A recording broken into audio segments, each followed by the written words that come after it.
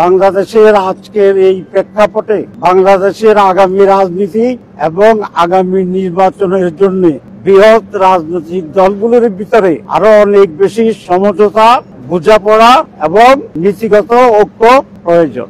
আপনারা জানেন যে বিশ্ববিখ্যাত আমাদের কার্ডিওলজিস্ট মোমিনুজ্জামান সাহেব উনি এটা করেছেন, তার টিম সহ, ডাক্তার মনি সহ। এবং আমার ব্লগটা ছিল পাথরের মতোই শক্ত।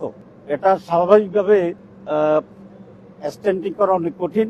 তারা তাৎক্ষণিক একটা বোর্ড করেছিলেন। মোমিনুজ্জামান সাহেব ছিল, তারপরে জাহাঙ্গীর কবির সাহেব ছিল, কিডনির প্রফেসর উনি ছিলেন। তারা ডিভাইডেড হয়ে গিয়েছিলেন যে আমার এটাকে তারা ওপেন হার্ট করবে কিনা বা আমাকে সিঙ্গাপুর নেবে কিনা। কিন্তু আমরা বলেছি যে আমি এখানেই করবো ইনশাল্লাহ, এবং স্ট্যান্ডিং করবো।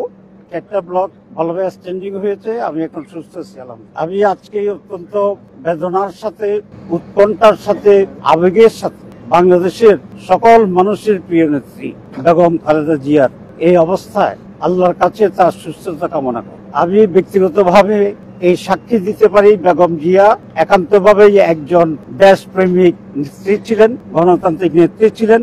ওনার আপসহীন রাজনীতির কারণেই বিগত 15 বছর যেভাবে দেশটা ভারতীয় দখলে গিয়েছিল তার অনেক আগে চলে যেতে পারত। ওনার দৃঢ়তার কারণে সেটা সম্ভব হয়। আজকে উনি কোন দলের নেত্রী নন, উনি সমগ্র মানুষের নেত্রী। ওনার প্রতি আবেগ ভালোবাসা আমাদের আছে।